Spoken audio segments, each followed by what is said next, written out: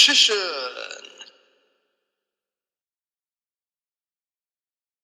Hey YouTube, the Richician84 here. Sorry, moving the camera. And welcome to Q&A number 54. Let's kick this off, shall we?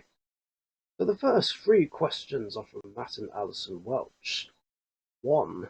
Out of all the characters from Yu-Gi-Oh! And Yu-Gi-Oh! GX, which character deserved to duel more than they did? I believe Mokuba and Bastion deserve them, especially Bastion, since his appearances were getting lower and lower each season. I think I'm going to agree with you and say Bastion and have more wins. Yeah, after his first duel with Chaz, he lost almost every single duel he'd been in, which, I don't know, I feel like is kind of disrespectful to the character. Like, just like how the Arc 5 version of Asta was sort of disrespect. He didn't win a single duel.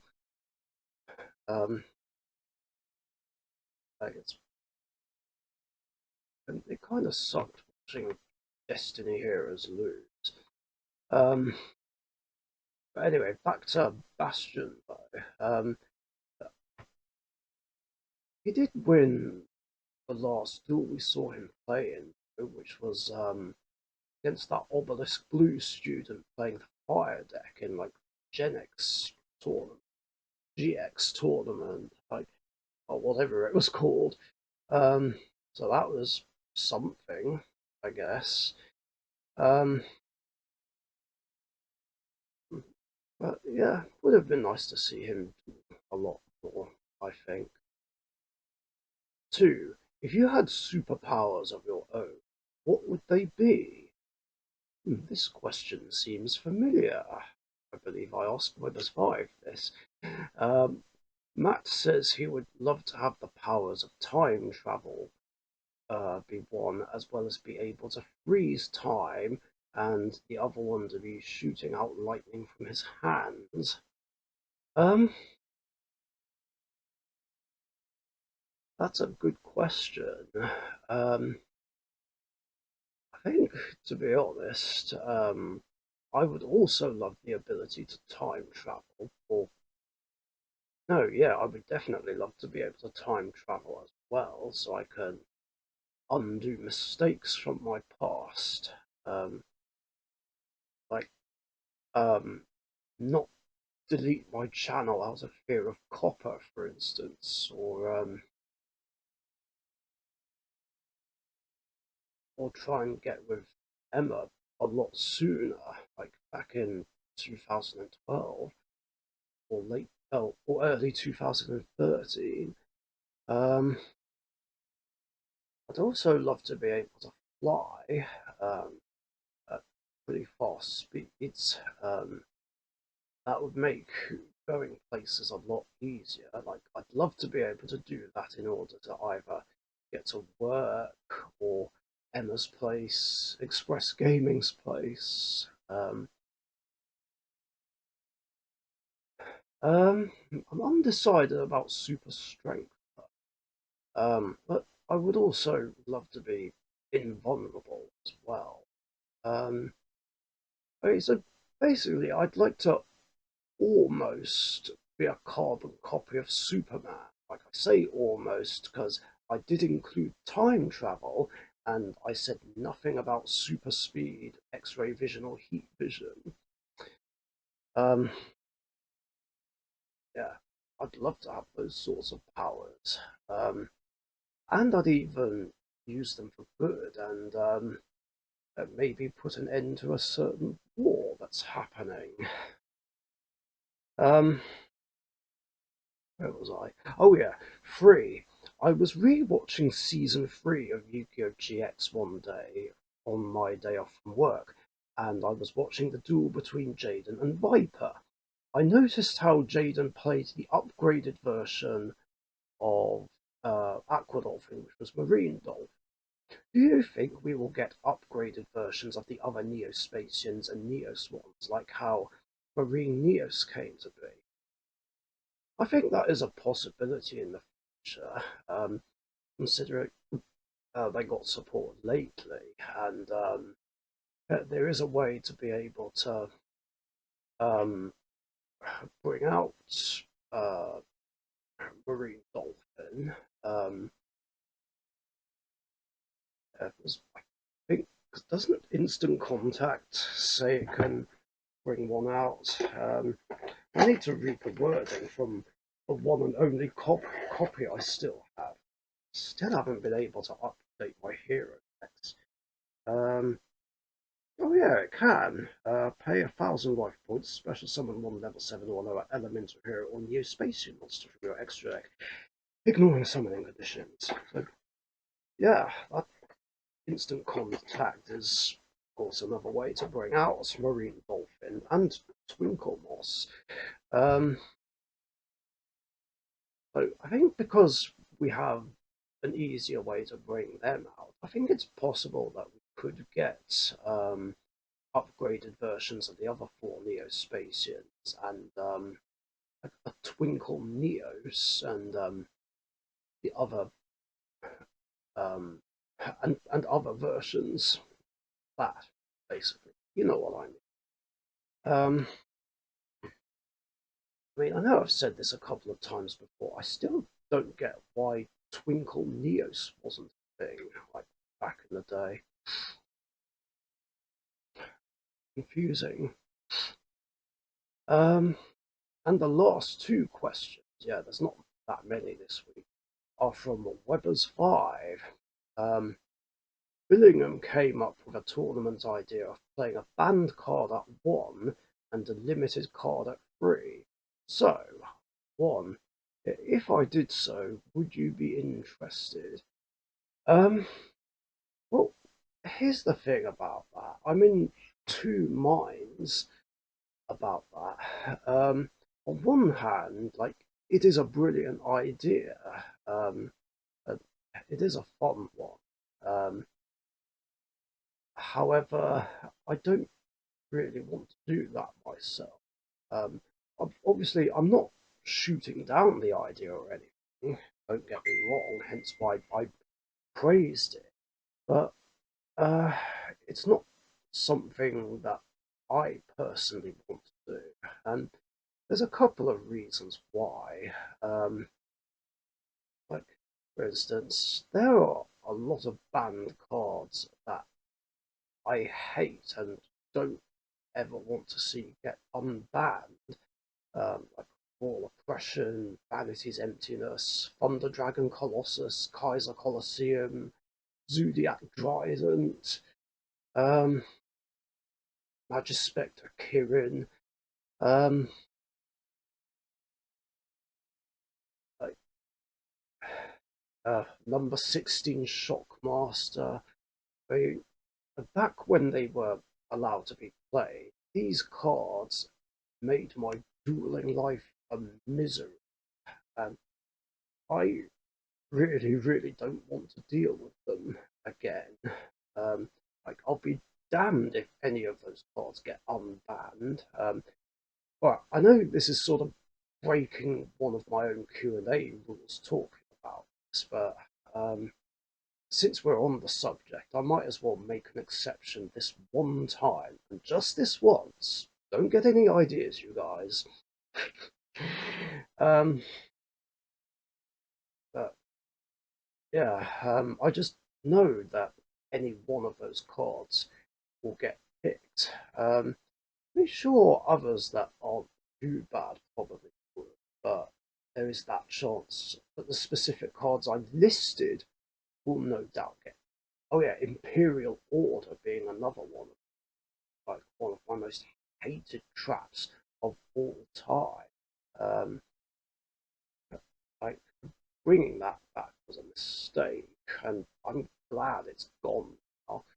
Um, in fact, fun fact: Imperial Order was originally going to be on my top 10 list of hated cards, but then of course it got banned, so I had to replace it with something else. And I didn't want to include banned cards on my top hated lists because obviously with banned cards being banned, they're no longer a threat. But anyway, back on topic though. So yeah, that's one reason. Another reason is, well, because of the meta, or just decks that get played in tournaments that don't let me play the game, like regardless of whether it's meta or not. Including Sword Soul, Endymion, probably Tri Brigade as well. Assuming that still sees play in tournaments. Problem is, I've been out of the competitive loop for so long that I don't even know what's being played at our local right now. But I think it's safe to assume that see Endymion and Sword Soul will see a lot of play. I believe there's also um, Lunderies, Sprites, or whatever the hell they're called, tier elements, branded Despia decks of some kind, uh, Ankits? Question mark. Of course, regarding branded and Despia, like I don't have strong opinions of those archetypes. I mean, I've encountered a branded deck only twice, like once against your branded fusion tech, and again in a battle royale between me, Dan, and George, where me and Dan played. No, me and George played Dark Magician. Dan played um, some branded deck, but they didn't seem too bad. But I think the branded archetype is pretty cool. I'm still considering Gungner's suggestion of running um, branded fusion, Fallen of Albaz, light hex sealed fusion, and um, the fusion monster that needs Fallen and a light monster. But not to bring out Dragoon, of course. Like I keep saying, I will never play that toxic piece of shit. But it is a nice, easy way to build up to getting out Dark Magician the Dragon Knight. Despia, of course, I never ever encountered, unless Dan had them. His, I can't remember. I'm not too familiar with Despia. Um, Lundery's sprites and tier elements I've never gone up against. Like I know Lundery's involved normal summoning multiple times and banishing themselves and playing Rise of the Megamorph, but other than that, I know nothing about them. And I definitely know absolutely nothing about sprites and tier elements. Like, I don't know what they do and what they're about. Um, oh, yeah, there's also Eldritch as well. I forgot about Eldritch. I don't know if they see any play or not. But I do know I've only ever encountered them twice, technically. Once when you played Golden Boy or Plunder Patrol deck that one time, and in a casual game uh, where I faced Matt with Hands of Danger. I don't think I struggled too bad against Eldritch. Um, but yeah, I have overall knowledge about Blunderies, tier elements, and sprites. But if they do things that basically don't let me play the game, like um, whether they OTK or lock my deck down in some way or another, then I sure as hell don't want to deal with them either. Um, so, despite the change of being allowed a banned card and 3 copies of a limited, it's still basically going to be the same format, and I'm still, it's just basically still going to be a normal tournament with decks that I just don't want to deal with. I mean, sure, there's a chance that I might not get paired in Extenuate and might get something random like Unchained or a Dolces or something like that, but you just never know. Um, and like I've said multiple times already, like the main reason I stopped playing in tournaments was to specifically get away from these decks so that I don't have to deal with them anymore.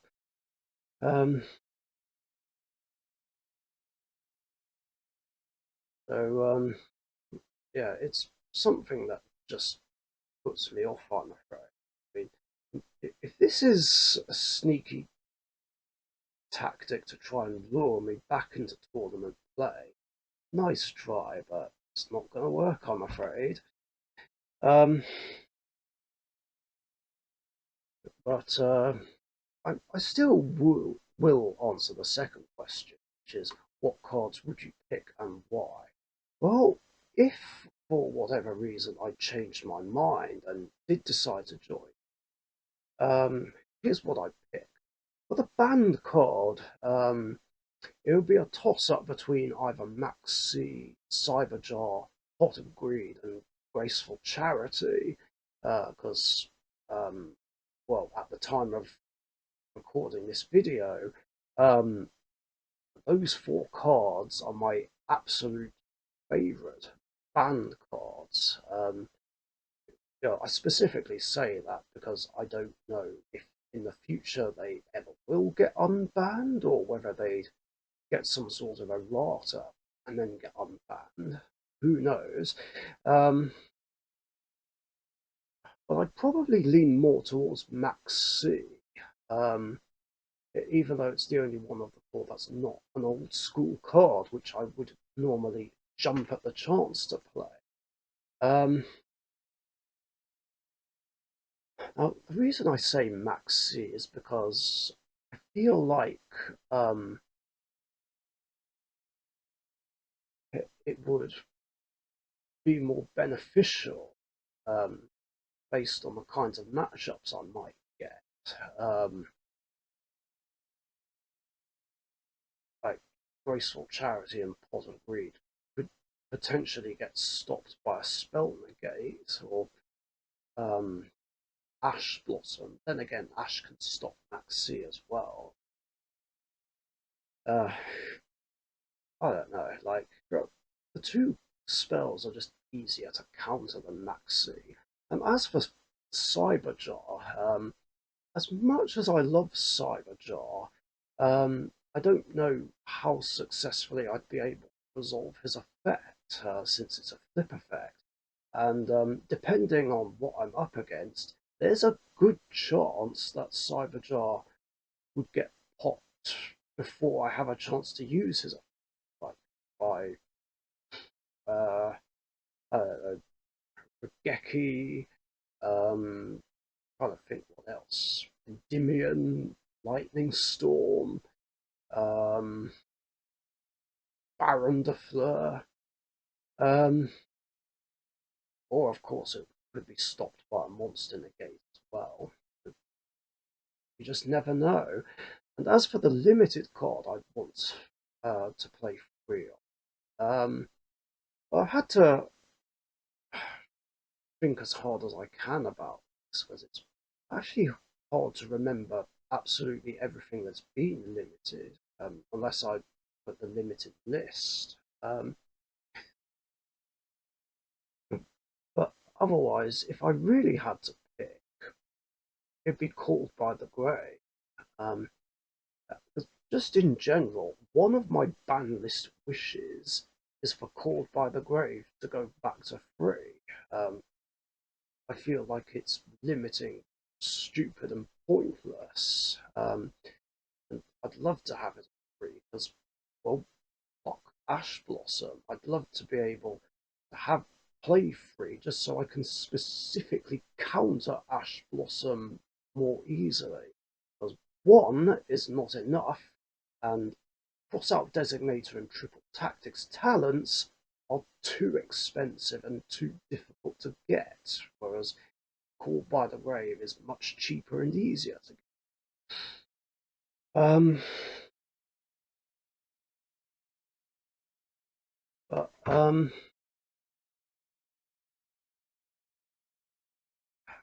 But yeah, like I said, I'm afraid I'm not interested in doing it. It's a fantastic idea. Like I said, don't get me wrong. I think it's brilliant, but it's just not for me, I'm afraid. Um, and that is it for questions in this episode. Thank you very much for your guys' questions. And if there's any other questions you want to ask me, post them in the comments section down below. And remember, I do these episodes every Tuesday afternoon, UK time, so be sure to get your questions in before then, so don't miss out. Thanks again, stay safe, and I'll catch you guys later. See ya. Thank you very much for watching. Be sure to subscribe to the Richician YouTube channel.